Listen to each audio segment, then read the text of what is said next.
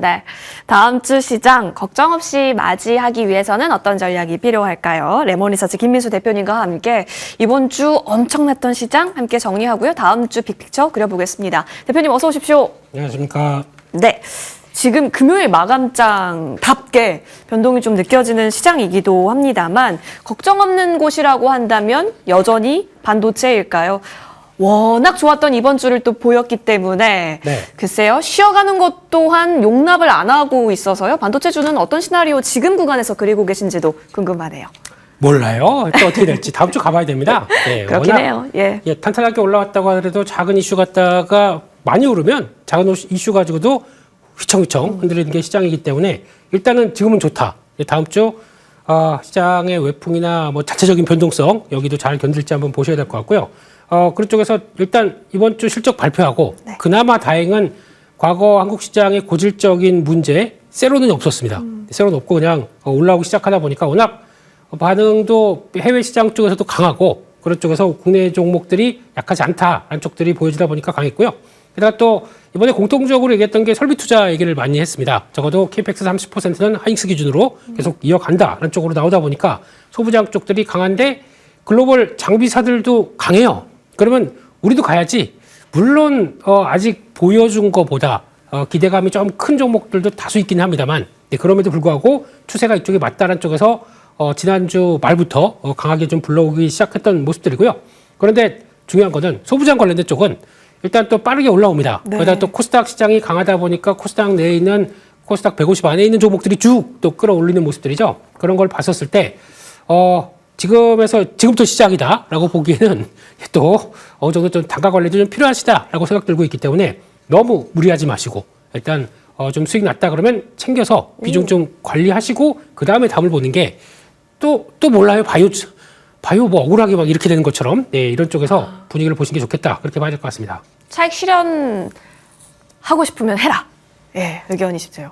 사실 하기도 무섭고. 건방지게 얘기한 건 없고요. 그냥 혹시나 조심스럽게. 혹시나 갖고 계시는데 수익 많이 나셨다 그러면 한 뭐 30%는 팔고 50%만 갖고 있다가 그다음 흔들리면 또 사자. 이게 더 낫지 않을까. 예. 예. 비중 조절이 중요한 반도체. 계속 가기 때문에 지금 판단을 어떻게 해야 할까 좀 냉정하게 바라볼 수 있는 부분도 있다. 의견 주셨어요. 그럼 추가 시세 후보군 통해서요. 지금 가고 있는 종목군에서 압축 한번 해볼게요. SK스퀘어가 대단한 질주를 이어가고 있고 유진테크 마찬가지고요. 대덕전자도 오늘 또 플러스 흐름이 강했습니다. 이 세 종목에서 기대하는 포인트들 여기서 더 있을까요? 네, 스퀘어 써놓고 이렇게 올랐는데 라고 말씀하실지 모르겠지만 하이닉스 가면 그냥 갑니다. 맞아요. 그렇게 보셔야 될 것 같고요. 그런데 일단 많이 올랐기 때문에 뭐 여기서 지금 당장이라기보다 알고 다음을 대응하는 것과 모르고 대응하는 건 차이가 있다고 봐야 될 것 같고 게다가 이번에 하이닉스가 지금 주주가치 제고를 위해서 매입 소각, 자사주 매입 소각을 하죠. 또 추가 매입 가능성도 열어놓기 때문에 이런 쪽에서는 가장 중간 지주사가 수혜일 수 있다라고 봐야 될 것 같고 두 번째는 올해 또 뜨거운 쪽이 낸드입니다. 낸드 업황이 강할 걸로 보여지다 보니까 거기 따른 이제 증착 장비 쪽에서 유진테크 같은 경우도 지금 올해는 많이 올랐어요. 근데 다른 종목들의 그러니까 정고점 뚫고 시원하게 올랐느냐라는 쪽은 아직은 아니기 때문에 한번 또 자리 되면 이것도 보셔야겠다라고 봐야 될 것 같고 마지막으로 대덕전자입니다. 기판주 언제 가요? 라고 이렇게 난리를 막 기판을 하셨다가 지금은 다시 이제 시원하게 올라가는데 지금 어제 실적 발표한 거 보니까 오히려 원자력들이 올랐는데 그렇게 크게 영향을 안 받았다. 한쪽에 대한 자신감과 그다음 GDDR7이죠. 이쪽에서 올해 물량이 커져서 관련된 쪽으로 지금 캐파 가동률이 90%대에 육박하고 있는데 더 증설해야 되는 거 아니냐라는 얘기까지 나오다 보니까 거기서 강하게 반응을 했다라는 쪽에서 보시는데 기판주 다 가지는 않을 겁니다. 강한 쪽들 또 챙겨가는 게 좋을 것 같다. 그렇게 봐야 될 것 같습니다. 알겠습니다. 자, 세 가지 종목군 오늘도 강했던 흐름 나타나는데요. 추가 움직임 계속 저희도 주목해 보겠습니다. 반도체는 반도체니까요. 자, 양대 시장 지금 마무리권 국면입니다. 지금 하방 쪽으로 다시 자리를 잡고 있습니다. 주말 사이에 어떤 뉴스가 나오게 될까요? 일단 연준 의사 이야기 그리고 이란 뉴스가 좀 작용을 할지도 모르겠습니다. 금요일 오후장이라는 특수성도 있는 상황 속에서 5,200 지켜주고 있고요. 외국인이 오늘 현선물 같이 코스닥 시장까지 팔고 있다는 점 지금은 계속 보셔야겠습니다. 마무리하고 오겠습니다.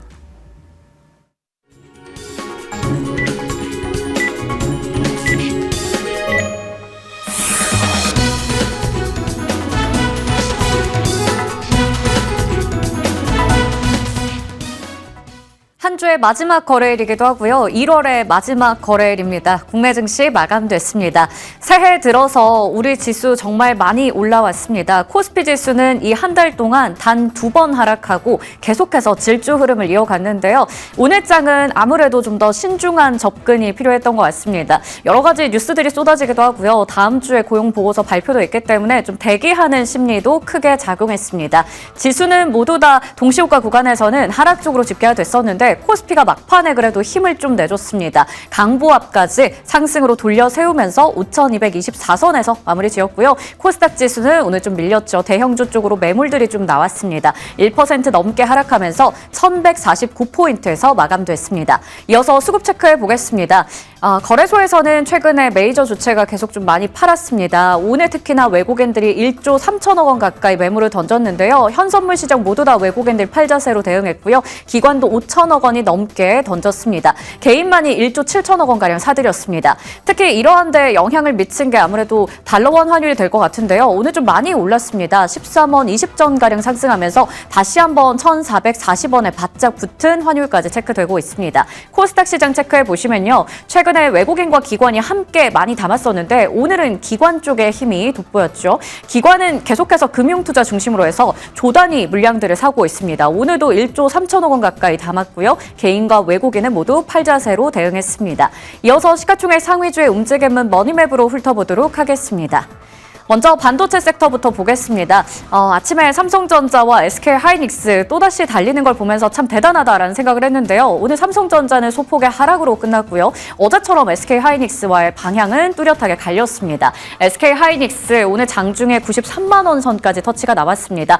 5%가 넘는 강세 기록하면서 이제는 정말 황제주도 머지 않았구나라는 기대감도 나타나고 있는 상황이죠. 뿐만 아니라 코스닥의 소부장 쪽들도 함께 약진하는 흐름 확인됐는데요. 한미 반도체부터 해서 리노공업도 두 자릿수 급등세가 체크됐습니다. 이오테크닉스와 DB하이텍도 나란히 4% 강세를 보여줬습니다.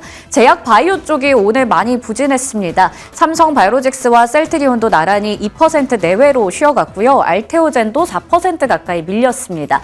뿐만 아니라 에이빌 바이오가 오늘 좀 크게 밀렸죠. 파킨슨병 신약과 관련해서 지금 또 우선 순위에서 밀려났다. 사노피와 관련된 계약 소식 전해지면서 오늘 크게 밀렸는데요. 차측에서는 약간의 조정일 뿐이다라고 얘기를 했지만 결국에는 두 자릿수 급락세 면치 못했습니다. 그리고 최근에 또 많이 올랐었던 HLB도 오늘 조정 나왔고요. 또 좋았었던 K뷰티 쪽이죠. 클래시스와 파마 리서치, 특히 파마 리서치 쪽에서는 두 자릿수 급락세가 확인되고 있습니다. 증권주 전반적으로 호실적 기대감도 있지만 미래에셋 증권과 메리츠 금융지주가 나란히 4% 강세였고 나머지 종목들은 쉬어가면서 끝났습니다. 조선 관련주도 체크해 보겠습니다. 전반적으로 1에서 2%가량 쉬어가면서 끝났고요. 우주항공 방산 쪽에서는 현대 로템과 한화시스템 오름세였지만 LLG 넥스원이 오늘 실적이 예상치를 하회한 가운데 8%가 넘게 밀리면서 끝났습니다.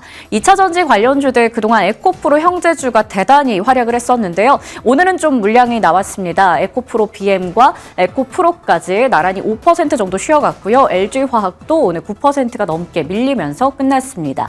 로봇과 AI 관련주들도 오늘 전반적으로 쉬어갔네요. 네이버도 4% 넘게, 레인보우 로보틱스도 4%대 하락세가 확인되고 있습니다. 이어서 거래량과 거래대금 상위 종목도 훑어보겠습니다. 삼성전자 16만 500원으로 종가 기록했고요. 미래에셋 증권부터 SK증권, 상상인 증권까지 어제 이어서 오늘도 증권주가 이름을 많이 올리고 있습니다. KCTC, 흥하해운 등등의 종목들도 확인되고 있고요. 거래대금 상위 종목도 훑어보겠습니다. IT토톡과 함께 현대차 자리하고 있죠. 현대차는 오늘 5%가량 쉬어갔습니다. 한미 반도체와 삼성 SDI 오름세 나타냈고요. 미래에셋 증권 그리고 SK하이닉스와 함께 SK스퀘어도 최근에 시세가 좋습니다. 7% 강세로 마무리 지었습니다. 이어서 코스닥 시장도 체크해 보겠습니다. 오늘 신규 상장한 종목이 덕양에너젠 1위를 기록했고요. 삼표 시멘트가 27% 급등세 확인되고 있습니다. 거래대금 상위에서도 1위는 덕양에너젠이고요. 2위가 ABL 바이오 그리고 에코프로 그룹주 나란히 올라와 있습니다. 제주반도체가 오늘도 두 자릿수 급등세 확인되고 있고요. 로보티즈와 한라캐스트도 오늘 25% 가까운 급등세, 리노공업도 두 자릿수 급등세 확인되면서 순위권에 랭크되어 있습니다. 지금까지 한 달 마지막 거래일 마감 시황 전해드렸습니다. 네. 1월 들어서 거래대금 들어오는 양에 참 놀라고 있는데 오늘 거의 60조 가까운 거래대금 나타나네요. SK 하이닉스 쪽으로 계속해서 쏠려 있었던 시장이었는데 막판에 코스피 지수가 좀 올랐죠. 근데 막판에 외국인은 더 큰 물량을 덜어냈다라는 점에 있어서 여러분 포인트 잡아 보셔야겠습니다. 1월 마지막 거래일이었습니다. 이제 오늘로써 월봉의 종가가 형성이 되었고요. 추가적으로 이제 2월을 준비해야 할 텐데 어떤 전략이 좋을지 고민이 필요할지 의견 들어봐야겠습니다. 다음 주 공략 섹터 열어보죠. 레저 미디어를 보자. 그쵸. 코스닥 쪽에서 레저 미디어 종목군이 많이 포진이 되어 있는데, 이제는 또 기대해볼 게 말랑말랑한 쪽에서 기회를 찾아보자. 이런 의견이시네요. 주식이 말랑말랑하지가 않아요. 네. 주식은 말랑말랑할 때가 더 조심해야죠. 그런데 일단 레저 미디어를 바라보는 거는 코스닥 150입니다. 네. 근데 그쪽에서 쭉 순위 보다 보니까 더 올랐어요. 그러면 게다가 이제 이벤트가 좀 있고 그렇다 그러면 한번 반응할 수도 있지 않을까라는 관점 쪽에서 바라보고 있는 상황들이고요. 그런 쪽에서 특히 소비주 오늘도 보면은 소비주 몇몇 종목들은 또 강하게 반응을 하고 네. 있고, 근데 조건이 있습니다. 코스닥 150 안에 그거 아니면 저 밖에서는 울고 있어요. 네, 그렇기 때문에 그 안에 있는 쪽 종목 쪽으로 보시는 게 더 좋겠다고 봐야 될 것 같고, 게다가 또 레저 미디어 하게 되면 전통적으로 소비량 관련이 있지 않습니까? 근데 요즘에 저희가 돈을 좀 벌었어요. 그러다 보니까 씀씀이가 커질 수 있다. 그거 얼마 한다고 써? 주식 좀 팔면 돼. 네. 이러면서 이렇게 하는 이 부의 효과가 커지기 때문에 요즘 보니까 뭐 신세계부터 현대백화점 네. 이런 쪽, 이쪽도 이제 약간 좀 고개를 들기 시작하고 또 설이 있죠. 그러다 보니까 그런 쪽도 본다라는 쪽에서 일단 한일령 또 해제와 관련 조건 아직은 미지수긴 하지만 그와 함께 또 한일령 때문에 우리나라로 또 뭐 이제 25만 명 온다면서요. 네, 그럴 정도로 강하게 거기 못 가면 한국으로 온다라는 쪽들이 나오다 보니까 어느 정도 이벤트를 앞두고 있다는 관점 쪽에서 이런 종목들을 찾아보는 것도 투자 아이디어가 아닐까라는 관점 쪽에서 말씀을 드렸습니다.